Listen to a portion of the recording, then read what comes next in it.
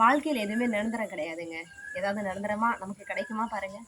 ஒரு இன்சிடென்ட் இன்னைக்கு சொல்றாங்க. ஸ்டாலின் சார், விஜய் சார் போய் பார்த்தாரு. உடனே என்ன பண்ணாராம்? கண் கலங்கினாராம்.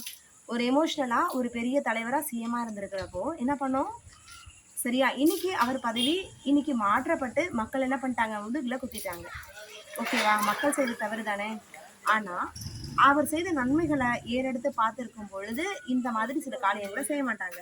ஆனா அதே தலைவர் முன்னிலையில ஆசீர்வாதங்கள் வாங்குறதோட இல்லாம நல்லது செய்யணுங்கிற சஜஷன்ஸும் இவர் கொடுக்கணுங்கிறதுனால இன்னைக்கு அந்த நல்ல மனிதர்களை பார்க்கும்போது என்ன பண்ணும்? கண் கலங்கும்.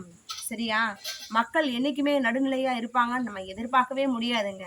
சில நேரம் மேல உயர்த்தியும் விடுவாங்க, சில நேரம் தாழ்த்தி கீழேயும் தள்ளிடுவாங்க. ஜாக்கிரதையா இருக்கணும். அப்ப நம்ம கண் என்ன பண்ணும்? ஆன்மாவால ஒரு ஒரு விஷயத்த நம்ம நினைக்கும் போது என்ன பண்ணுவோம்? ஃபீல் பண்ணி அழுகையே வரும். எமோஷனலா. ச்சே, இவங்களுக்கு போய் நம்ம ஒரு துரோகம் செஞ்சோமே, இவங்களுக்கு போய் ஒரு குற்றங்கள் செஞ்சோமே அப்படின்னு இருக்கும். உண்மைதானே? ஸோ இது எதுக்கு நம்ம இது சொல்லணும்? இந்த ஒரு இன்சிடென்ட்டை நிறைய பேர் பப்ளிசிட்டியா வேற மாதிரி பேசுறீங்க. ஆனா பாருங்க, கட்சி தலைவர்களை வச்சு வெளியில சண்டை போட்டுட்டு இருக்கோம். டிஎம்கே, விஜய் கட்சி அப்படின்னு சொல்லி மாத்தி மாத்தி மக்களுக்குள்ள சண்டை போடுறோம். ஆனா தலைவர்களுக்குள்ள இணக்கங்களை பாருங்க. விஜய் வரும் பொழுது அவர் அணைக்கிறதும், இவங்க வீட்டுக்கு போனா அவரை பார்த்தோன்னா கண் கலங்குறதும், அவங்களுக்குள்ள ஒற்றுமை. பொது மக்களாகிய நீங்க தயவு செஞ்சு இதை வெறியா கிளப்பி 2 தலைவர்களையுமே களங்கப்படுத்தி சண்டையை உருவாக்காதீங்க.